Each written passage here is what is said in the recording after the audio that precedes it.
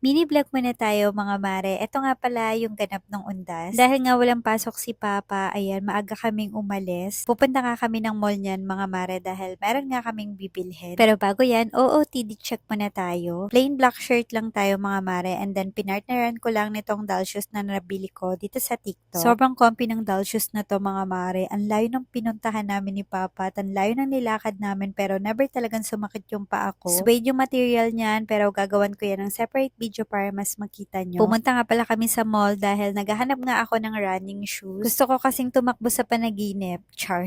Sobrang daming ganap nung November 1 kaya ito fast forward November 2 na. At dahil hindi nga ako nakapunta sa aking lolo at lola, ayan, umaga pa lang nagbihis na kami ni Papa at dumiretso na nga kami sa sementeryo. November 2 to mga mare kaya as you can see wala masyadong tao. Pagkatapos kong puntahan yung mga mahal namin sa buhay, ayan, dumiretso naman kami ni Papa sa salon. Nakaschedule na talaga itong mga gagawin namin mga mare kapag day off niya. Kaya ayan, planado na. Sarado na nga yung salon na pinupuntahan namin kaya ayan, lumipat kami ng ibang salon. Bali, nagpa-puts pa at pedicure lang kami. Minsan lang naman to mga mare and deserve naman natin yung mga ganitong bagay. Lalo na't nagsisipag naman tayo sa pagtatrabaho. Hindi naman siguro masamang mag-pamper time kung pinaghirapan nyo naman. Anyways, ayan, fast forward November 3 na. Balik na eskwela si Habila kaya ayan, maaga akong nag-prepare ng uumagahan at babaunin niya. At dahil saglit na nga lang yung pasok ni Habila mga mare, hindi na ako masyadong gumagawa ng bento baon. Pero sinisigurado ko pa rin na araw-araw meron siyang baong prutas. Anyway, fast forward na ihatid ko na nga pala siya sa school at dahil saglit lang naman yung pasok niya, sinundo na rin namin. Dumiretso na nga kami sa Jollibee dahil ito talaga yung pinangako namin sa bata. Sunod-sunod kasi yung alis namin ng Papa at palagi nga siyang naiiwan sa mga tita niya. Kaya syempre babawi tayo kahit sa mga simpleng bagay lang kagaya nito. Anyways, ayan, fast forward pag-uwi ng bahay. Syempre, ano pa nga bang gagawin ng nanay? Maglilinis. Char. Hindi talaga tayo pwedeng magpa-petiks-petiks lang dahil napakaraming trabaho ang nag-iintay. So, bago nga ako gumawa ng mga promotional video, sinisigurado ko na malinis muna dito sa bahay. Pinagpag ko lang naman yung sopa mga mare, tapos ayan, nagwalis lang ako. Nagsalang na nga rin pala ako ng sinaing para sa aming pananghalian. Wala nga ako masyadong maisip na lulutuin mga mare, kaya ayan, magluluto na lang ako ng bacon silog. Ayun na lang yung amin uulamin sa pananghalian dahil nakikrave din talaga ako no. Ewan ko ba, pero ang sarap kasing kumain kapag maraming cheese. Anyways, ayan, ang dami ko na naman sinabi. Pagkatapos kong makapagluto, ayan, kinontinue ko na yung paglilinis. Nagmap lang ako ng sahig, tapos kinuha na rin ni Papa yung mga tiklupin namin sa labas. Tuyo na kasi itong mga sinampay mga mare at dahil maglalaba nga siya, kailangan na namin magtupi. Hindi na rin kasi ako nagpapatagal ng mga tiklupin mga mare dahil mas lalo nga akong natatagalan. Gusto ko yung pagkakuha sa sampayan, tiklop agad para hindi ko na nakikita at hindi na sumasakit yung ulo ko.